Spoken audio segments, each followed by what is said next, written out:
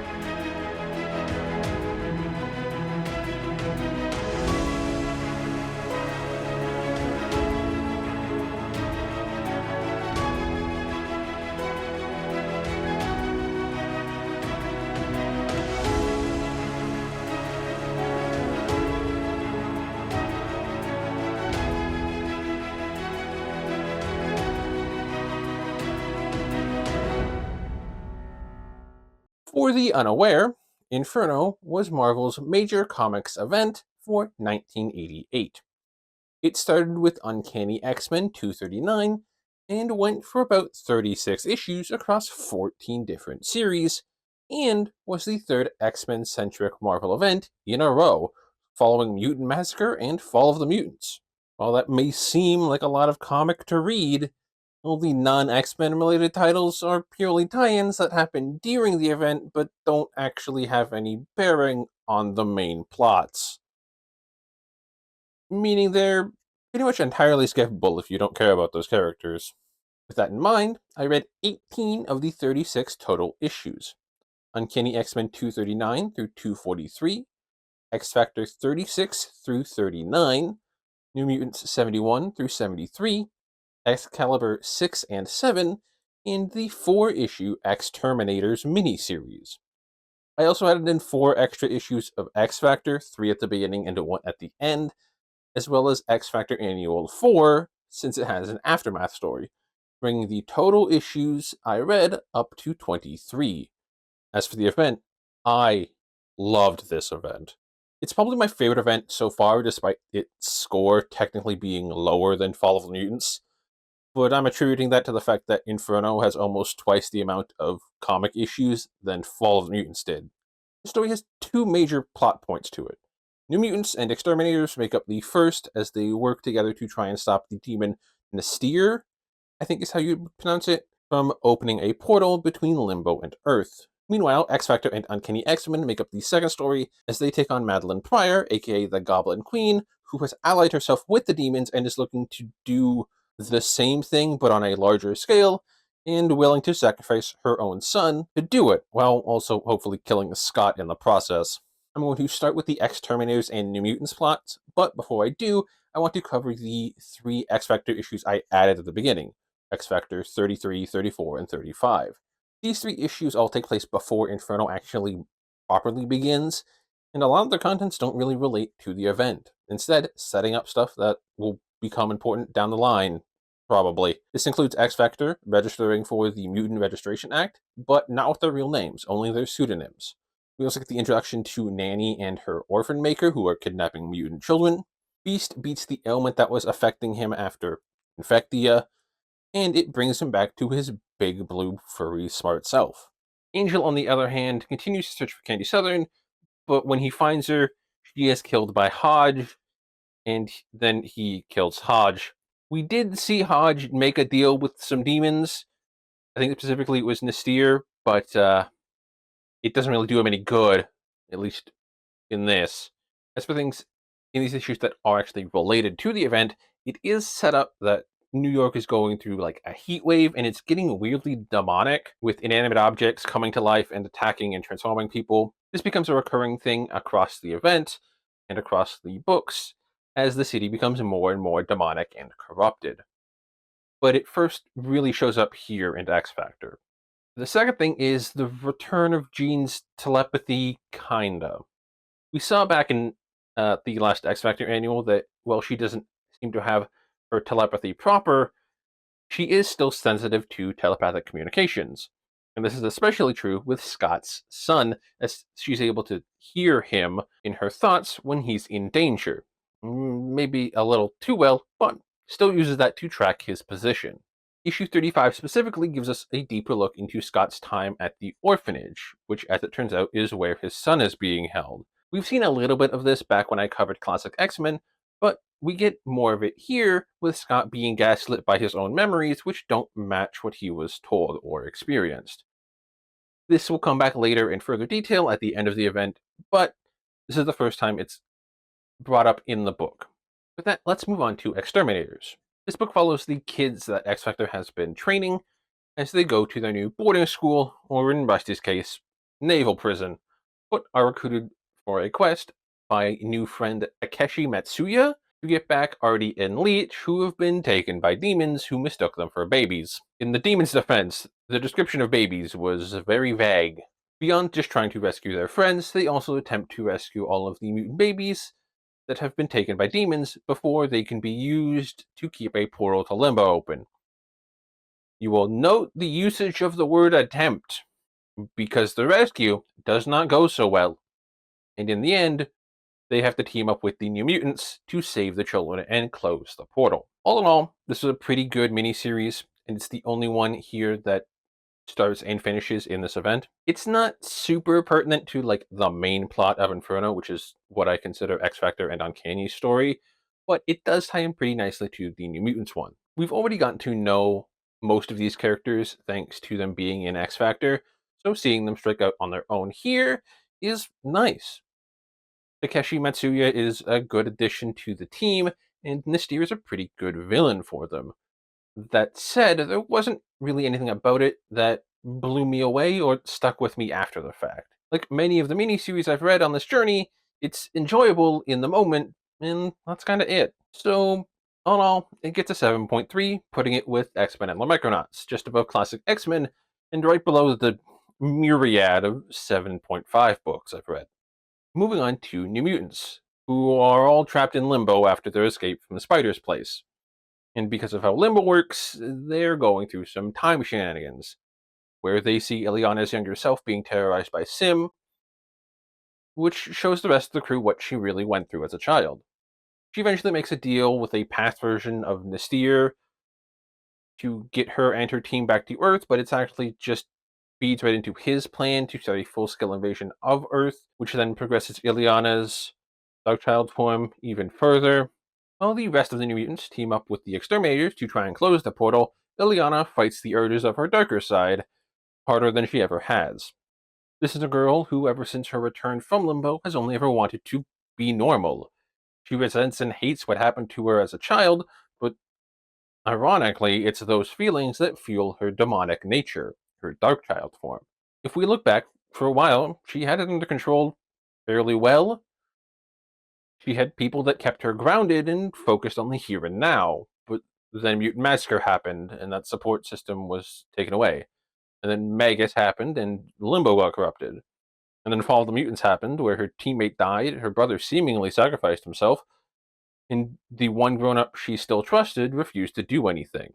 With her support system crumbling one by one, and the people she looked up to for help no longer being there for one reason or another, it's no surprise that she ended up in a downward spiral of grief, rage, and self loathing, regardless of where those emotions were pointed. All of those emotions just exemplify the worst parts of herself and her inner conflict, which is then represented by Limbo and her Dark Child form.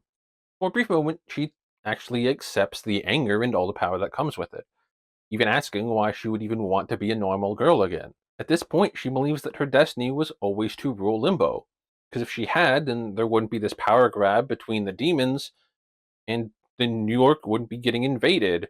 So whether she wanted or not, she blames herself.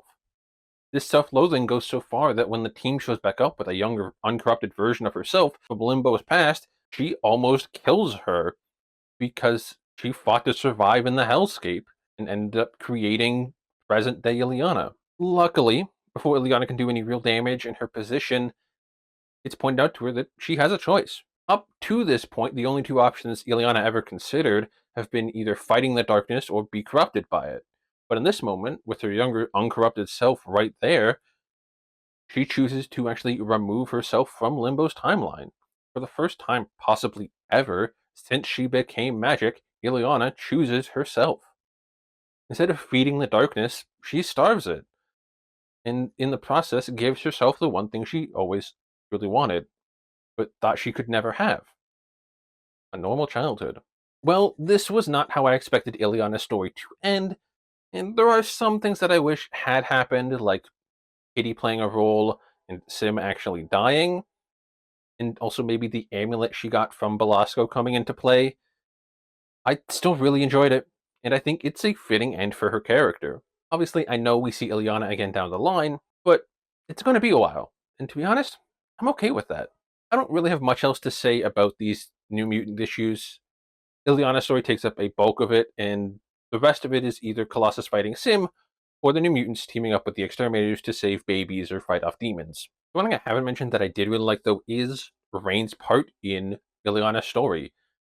She's not really one of Ileana's best friends in the group of New Mutants, but I think her being the one to show Ileana that she has a choice, even though she's terrified of Limbo and Ileana's magics, and she always has been, shows a lot of growth for both Reign as a character and as a hero. I guess I should also mention that technically the New Mutant story continues in Mutant Misadventures of Cloak and Dagger number 4, which is one of the tie-in issues to the event, and apparently it serves as some sort of epilogue. I can't tell you that for sure because I didn't read it, but I figured I would mention it here just in case some of you are interested in it. That does apparently kind of wrap up the New Mutant storyline. From there, though, we go to, again, what I would dub the primary story that takes place across both Uncanny X-Men and X-Factor. Starting with Uncanny X-Men 239, which is a big prologue issue, and it finalizes the placement of all the pieces on the X-Men side of things. This was the first issue of the event I read, but if you were going to read it, I would say read it between X-Factor 34 and 35. Regardless, I think this is a phenomenal issue of X-Men just living their lives unaware that something more sinister is happening. Sinister himself talking about the plans he had for all the X-Men before their apparent demise, and that being intertwined with whatever they're currently doing in Australia is a really fun way to transition between perspectives. And we get some incredible revelations, including Storm finding out that Jean is alive and that Wolverine knew, that Malice and Lorna are fully intertwined and unable to be separated. Carol and Rogue now seem to be more interchangeable personalities post Genosha, and maybe most importantly, we finally get the name of Scott and Maddie's son, Nathan Christopher Charles Summers. Although I think the Nathan part might be a sinister addition, because during the event, Scott only ever calls him Christopher.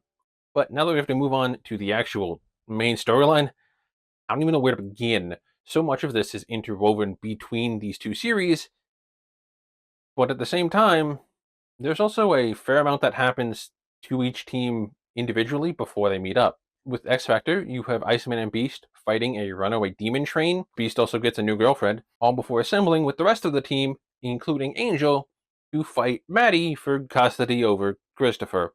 Meanwhile, the X-Men end up in New York to fight the Marauders again, and find the dead ones alive again, and New York looking like hell. They also, interestingly, aren't immune to the corrupting aura of Limbo's invasion, with the exception of Colossus. Within these issues, we also get the reveal that Maddie is, and always has been, a clone of Jean Grey, which in turn also gives us a bit of Jean's origin story as well.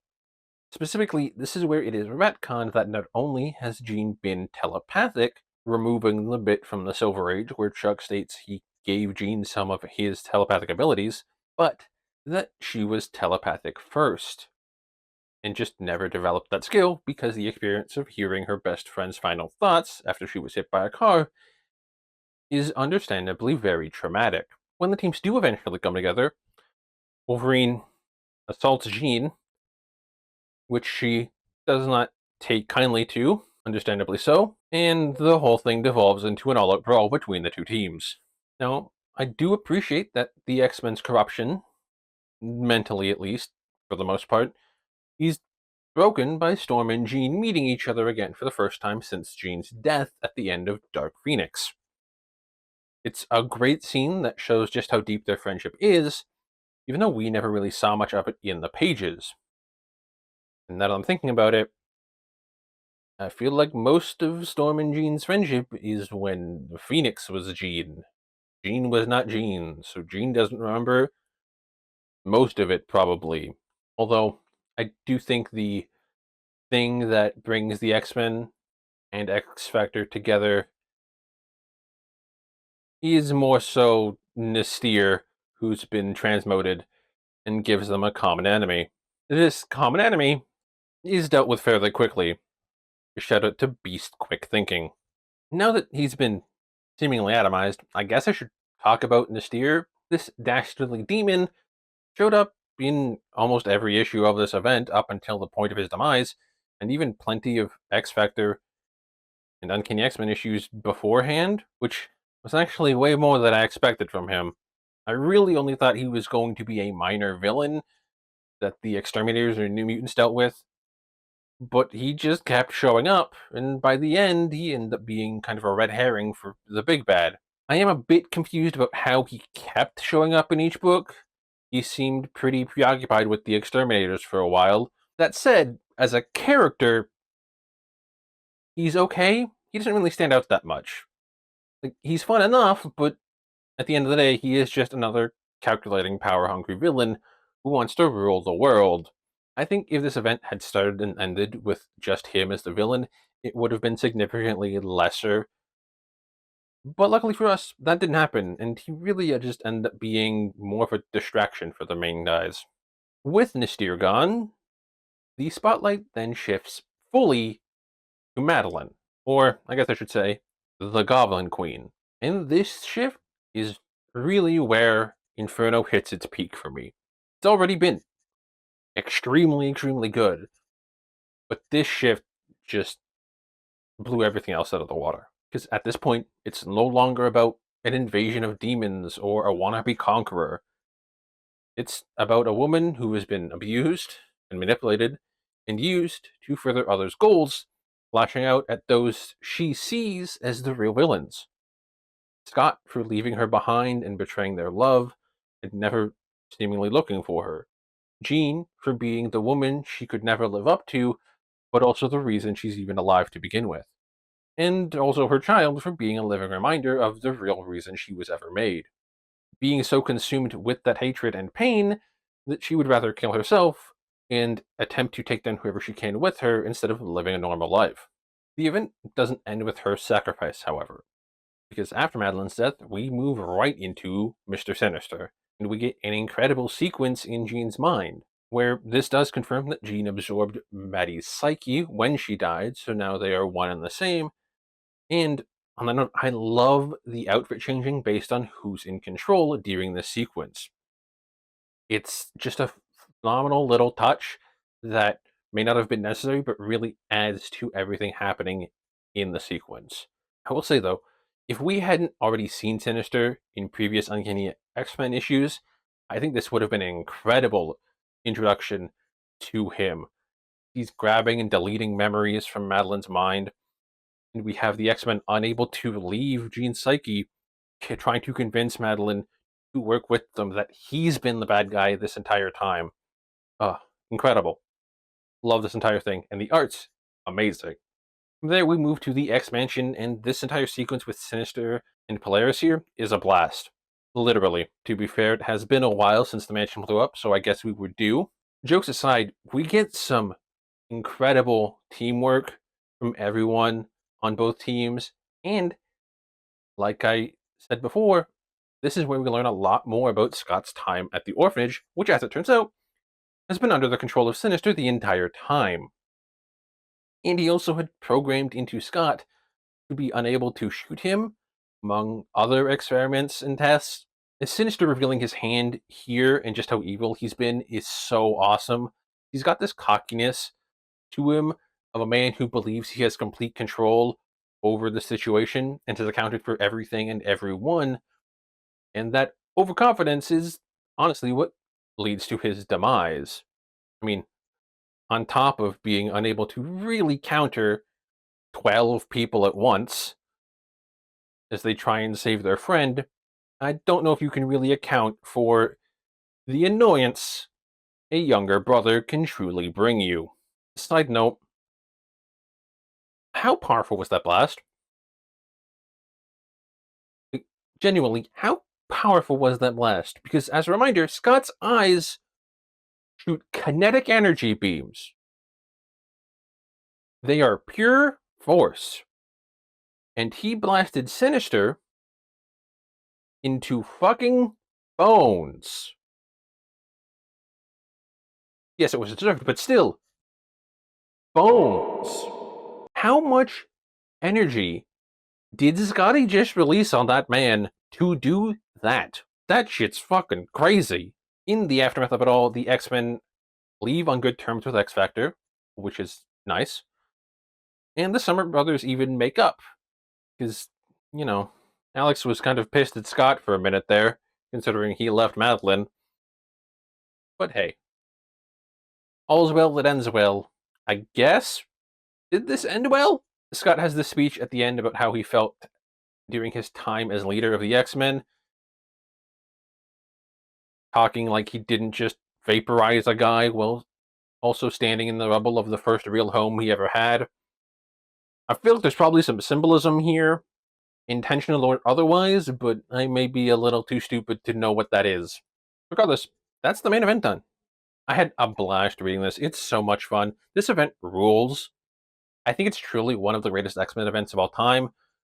And I know that may seem premature to say, considering we've only read 3 of them, but I do think future events have their work cut out for them to meet this standard. If I had any complaints, I would say that maybe I would have liked Mr. Sinister to have more involvement in the event as a whole instead of just being the secret big bad at the end of it. And maybe had the New Mutants X-Terminators story tie into the main one a bit better, but even those don't really feel like real complaints to me. There is a part of me that wishes that Mutant Massacre, Fall of the Mutants, and Inferno were a trilogy of sorts, each one building off the last and coming to this big epic conclusion that ties them all together, but they aren't. And I don't really know if there's a way to do that without drastically changing at least one of them, if not multiple. And at that point, I think you just take away from their individual greatness. As I think about it, Inferno here is honestly more of a sequel to the Dark Phoenix saga than it is either of the events previously mentioned, with the big focus on Jean and the choices she made as a result of what happened with the Dark Phoenix. Hell, the fucking bird itself shows up. Well, we may have finished the main events. We're not done. There's still 4 more issues to cover, including Excalibur. Excalibur is like the non-X-Men tie-in issues. The team kind of just gets caught up in the chaos, and the story unfortunately doesn't really connect to either the Mutants or X-Factor plots. We do see Nistier and Maddie, with Maddie turning Megan into the Goblin Princess, which again I think could have had a much larger role but doesn't. But then again, I guess they may not have wanted to reveal to Excalibur that the X-Men are in fact alive this early into the run, considering their deaths are partially why the team exists in the first place. That said, there are some fun moments within these 2 issues. Kurt making a friend with a gargoyle, the mannequin attack is horrifying, and the adventure through the movies with Kitty and Brian is really enjoyable.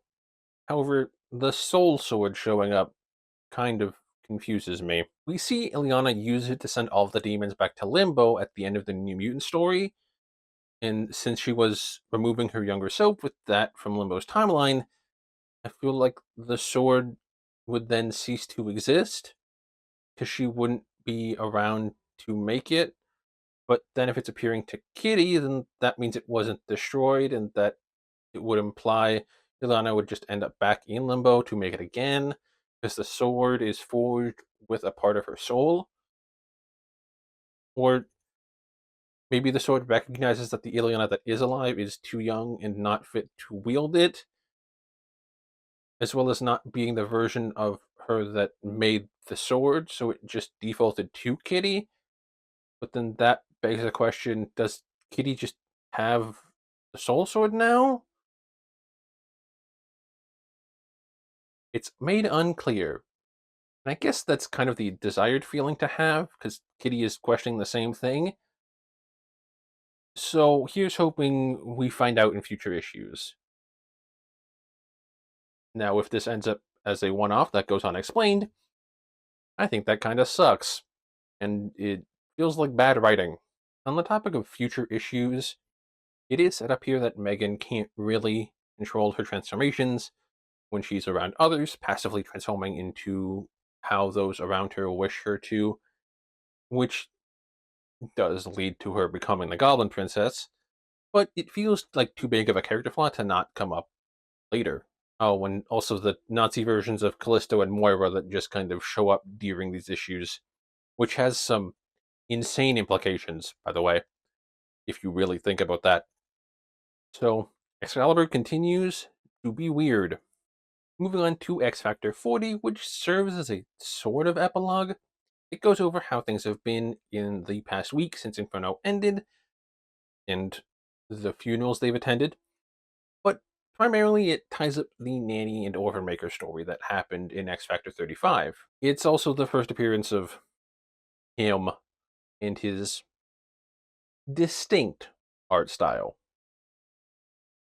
Luckily, we can stave off talking about him in depth for a while longer, as it seems he was just a guest artist for this one issue, so he hasn't done any real damage yet. Outside of that, there are only a couple things I want to talk about with this issue.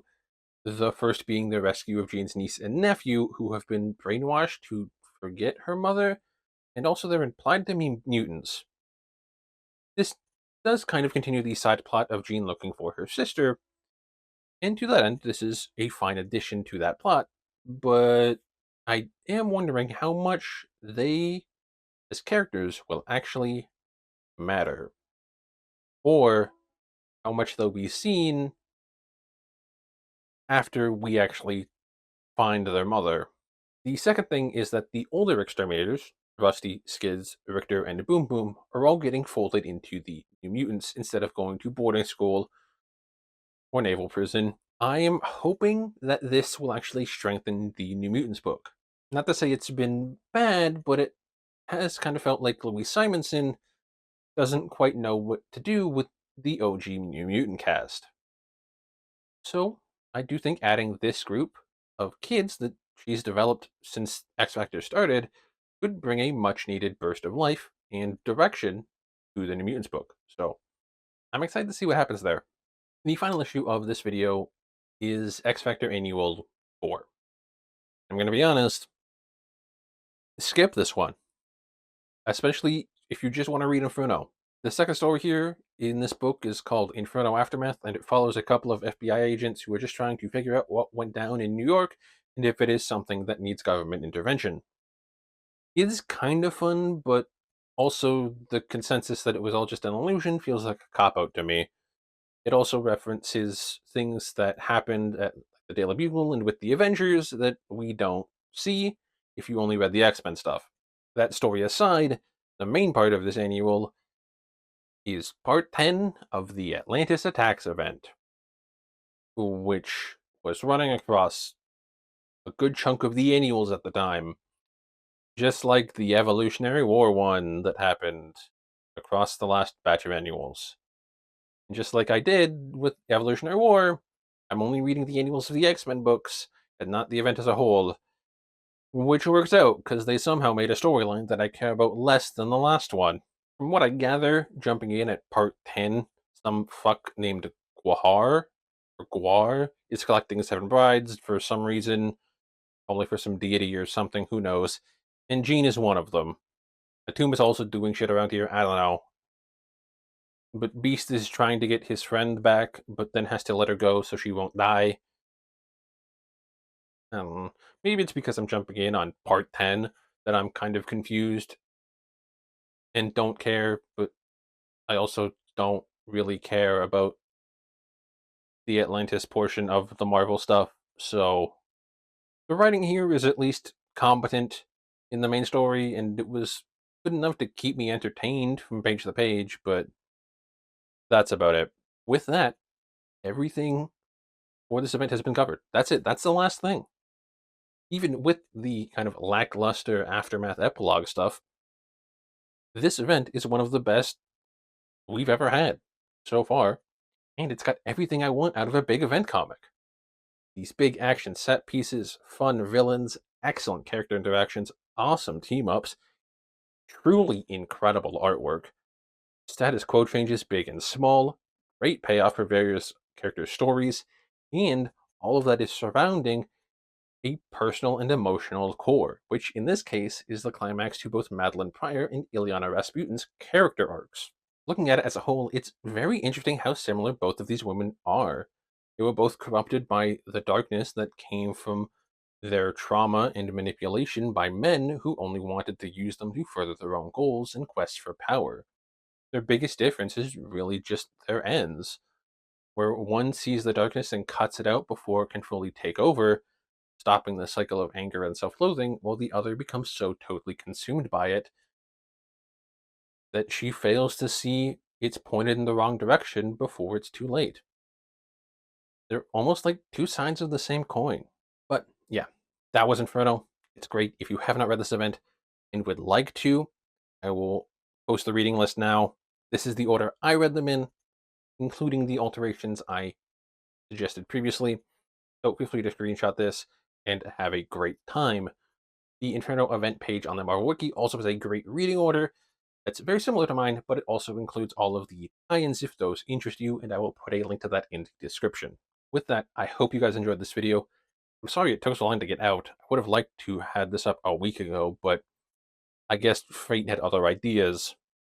If you did like it, please hit that like button and comment down below what your favorite part of the event even was if you've read it.